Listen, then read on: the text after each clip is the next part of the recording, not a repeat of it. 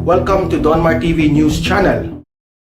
Magandang umaga dito sa Pilipinas at magandang gabi, magandang umaga, good night, good evening sa lahat ng mga audience ko outside from the Philippines, sa mga OFW dyan. Hi sa inyong lahat. Okay? Tatlo yung ating pag-uusapan ngayon. Okay? Unang-una itong si BBM, hinahanda na yung lugar kung saan siya ay official ng i-inaugurate as president. So yan, panoorin natin ang video na yan. Okay? Pangalawa nating pag-uusapan ay itong si Inday Sara Duterte na may nakatanggap na report na may mga scammers na sa kanyang panunungkulan bilang DepEd Secretary. Okay? Maraming mga scammers ang tinitake advantage yung kay Inday Sara Duterte na DepEd Secretary. So, panoorin din natin yung balita na yan. Okay? Grabe. Pangatlo nating pag-uusapan ay itong si Pangulong Duterte. Dahil kay Pangulong Duterte, balita ito na lumakas lalo ang mga internet speed dito sa Pilipinas. At dahil dyan sa strict na inimplement ni Duterte yung mga telcos. Okay? So panoorin natin yung balitang yan tungkol sa internet speed na dahil kay Duterte lumakas yan. Pero bago ang lahat, bago natin panoorin yung mga balita natin, mag-like muna sa ating YouTube video, like, and subscribe to my channel, Donmar TV. Okay? Importanteng mag-like tayo para kakalat ito sa taong bayan. Okay? Para marami ang makanood, guys. Importante yung like nyo. Okay? Then, hit the notification bell para na rin ma-update kayo sa aking videos, mga balita. Okay? So, ito na nga. Ito yung first nating itatalakay na ibinalita na kung saan formal nang i-inaugurate as president itong si Bongbong Marcos. Mag-comment react tayo dito sa balitang ito. Okay? Let's play the video. At masasaksiyan na ng taong bayan ang inaugurasyon ng susunod na presidente ng Pilipinas. Puspusan na ang paghahanda para sa inaugurasyon ni President-elect Ferdinand Bongbong Marcos Jr. sa June 30. Ayon kay dating Manila Representative at ngayon ay incoming Presidential Management Staff Secretary si Naida Angping, nag-inspeksyon na sa napiling lugar na pagdarausan ng inauguration ang mga miyembro ng Inaugural Committee. Ang final venue, ang National Museum of the Philippines. Ayon kay PMS Secretary Designate Angping, so the final venue kasi pinagdebatihan ito kung saan ang lugar na pwedeng i-inaugurate itong si BBM.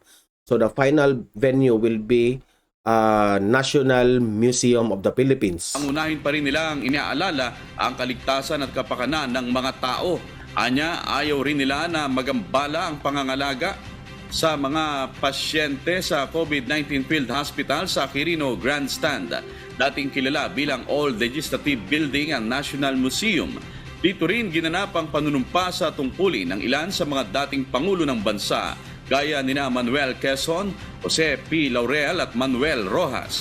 Noong 1935 dito yung kay Duterte noon is sa loob ng Malacanang. Okay? Ngayon dito sa National Museum. Ginanap ang proklamasyon ng Philippine Commonwealth. Dati rin itong kilala bilang National Assembly Building. So ayan, good news na talaga ito, ha?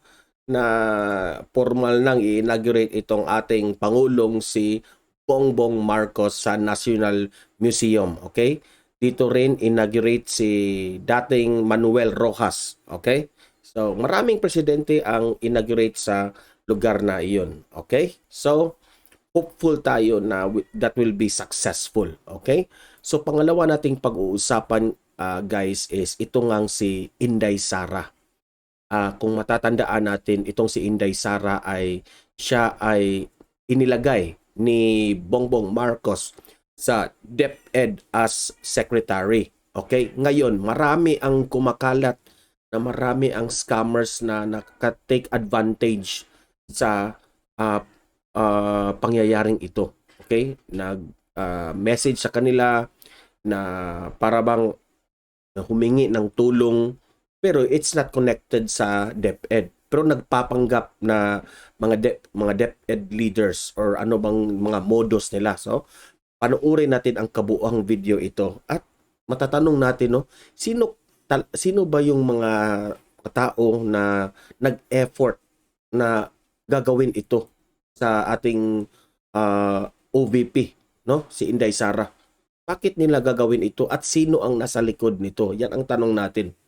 Binibigyang babala ng tagapagsalita ni Vice President-elect Sara Duterte Carpio ang publiko sa mga individual na nagpapanggap na konektado sa Office of the Vice President. Ito pala. Mali ako. May mga nagpapanggap na ginagamit pala si Inday Sara Duterte. Okay? Nakatanggap sila ng intelligence na may mga tauhan, may mga individual na nagpapanggap na tauhan ni Inday Sara sa DepEd, no? Na DepEd secretary kuno na mga tauhan ni Inday Sara, okay? Ayon kay Na this will serve as a scam, no? So itinanggi ito sa kampo ni Inday Sara. Diluan Mayor Cristina Frasco, ang mga individual na nag-claim na sila ay konektado sa OVP ay nanghihingi ng advance payments para sa mga proyekto ng Department of Education. Sinabi ni Mayor Frasco sa isang pahayag na nakatanggap ang OVP ng impormasyon tungkol sa ilang tao na nagpapakilalang kanyang kinatawan para umano kumulekta ng advance payments para sa DepEd projects at target ng mga ito ang contractors at suppliers. Aniya, hindi magtatalaga ang kalihim ng kagawaran ng kahit na sino para makipag-usap o makipagnegosasyon sa mga contractor at supplier para pumasok sa isang tiwaling aktibidad. Payo ni Mayor Frasco sa publiko, i-report sa mga otoridad ang gayong kaso o insidente. So ayan guys, klarong-klaro ha na merong mga taong na ginagamit itong si Inday Sara Duterte sa kanilang mga modus. Okay, careful tayo dyan. Sa mga manonood dito sa ating channel na merong makatanggap na tungkol dyan sa DepEd, sa mga tauhan ni Inday Sara, mag-report ka agad kayo. Meron naman tayong 888, no? Yung Pangulong Duterte. Pwede nyo dyan i-report or kung saan man ang pinakamalapit na DepEd office na pwede nyong i-report na pwede na ma-reach ito sa NBI ba or saan ba. Okay? So, talagang dangerous itong mga pangyayaring ito na pwedeng ikasisira ni Inday Sara Duterte. Kaya pinangunahan na nila ni Inday Sara. Okay? So, moving forward, dito tayo sa ama ni Inday Sara Duterte na si outgoing President Duterte. Okay? Si Tatay Digong natin. Okay? Ito ay binalita ng SMNI na dahil kay Pangulong Duterte, nagpapasalamat tayo dahil lumakas yung, hindi naman gaano kalakas like yung kagaya ng ibang bansa, no, sa Amerika. Malakas talaga yung internet nila. But dahil sa strict na talagang strict itong si Duterte sa mga telcos natin no? Sabi niya tatanggalin na at magkuha siya ng ibang mga telcos dito sa Pilipinas pag hindi yan lumakas yung internet speed. Sa panahon ni Pinoy, no, if I can compare, yung speed ko dati is 3 MB, 5 una yung 3 MB, okay? Naging 5 MB at 10 MB. Pagdating ni Duterte, ngayon sa amin 400 MB ito. 400 MB na ang lakas. Dahil dyan sa strict na ni Duterte na talagang in-strict niya yung mga telcos natin. So nagpapasalamat tayo dito. Ito yung video na pinasalamatan si Duterte na dahil sa kanya lumakas ang internet speed ng Pilipinas.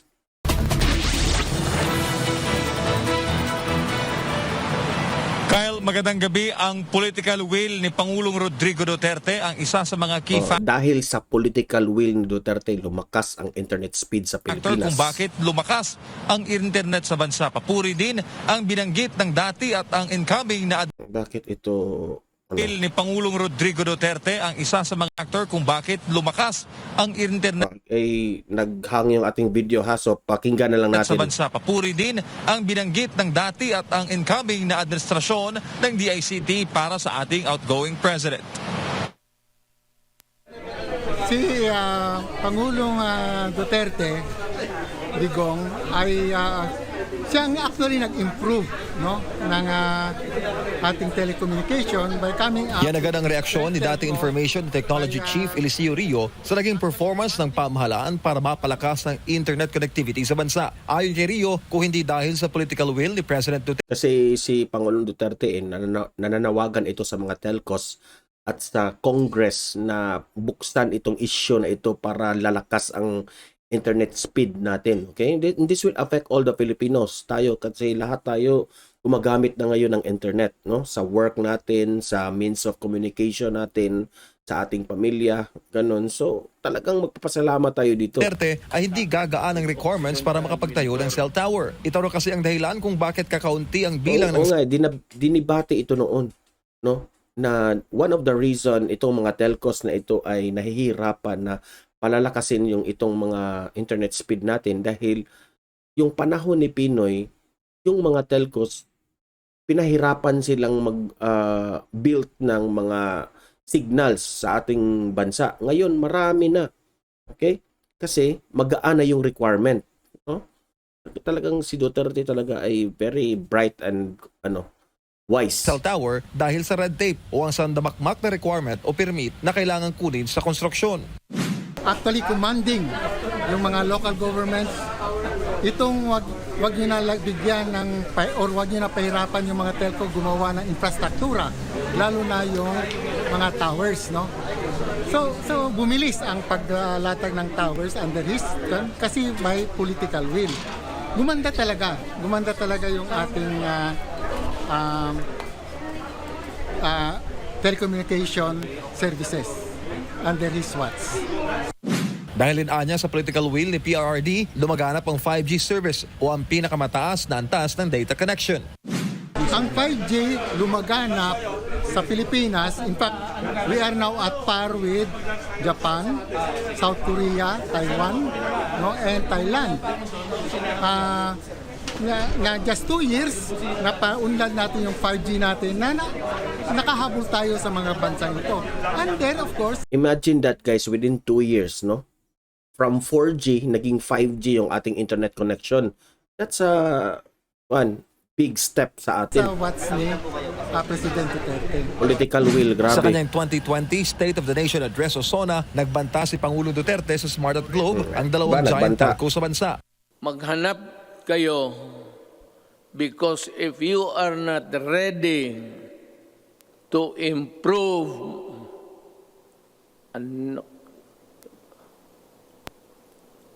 I might just as well close all of you and we revert back to the line telephone at kukunin ko Diba? Grabe yung political will, no? I might just close all of you. So, takot lahat yung mga telcos kasi yung ABS-CBN, binantaan niya na ay pasasara, nasara. Oh, ngayon, yung telco, binantaan, pasasara ko kapag hindi kayo lalakas ng internet speed. Oh. Ngayon, lumakas yung internet speed natin. yan, i-expropriate ko sa gobyerno. Ang bagong pamunuan naman ng DICT, pinuri ang political will ni President Duterte. Ang importante kasi in implementing technology really is the political will. Political will of the leaders. So kung talagang may desidido ang ating pamumuno na mag-implement itong mga changes, mangyayari po yun. Technology is a secondary issue po. It's really how passionate, how determined are we in introducing those change. So, ayan ang balita natin na talagang nagpapasalamat tayo. Ito yung isa sa mga pinaka-mamimiss natin kay Pangulong Duterte. Sa mga hard-headed na mga company na ayaw na yung mga yung tanong tawag dyan, yung ayaw kang mag-improve. Yan, yung political will, yung sumalubong sa inyo kay Pangulong Duterte. Yan, so hopefully guys na itong si Pangulong Duterte makapaghinga na sa kanyang pagka-president, pero mamimiss natin itong mga style na ganito na dahil sa kanyang strict na political will ay umunlad rin ng ating bansa, guys. Okay? So maraming salamat, Tatay Digong. Maraming salamat sa iyong being president sa Pilipinas. Mamimiss ka talaga namin. Okay? So guys, hanggang dito na lang itong video natin. Mahalin natin itong Pilipinas. Patuloy pa rin tayong ipagtanggol itong si BBM, Inday Sara Duterte at itong ating minamahal na Pangulong si Rodrigo Duterte. Okay? So hanggang dito na lang. See you in my next video. God bless everyone.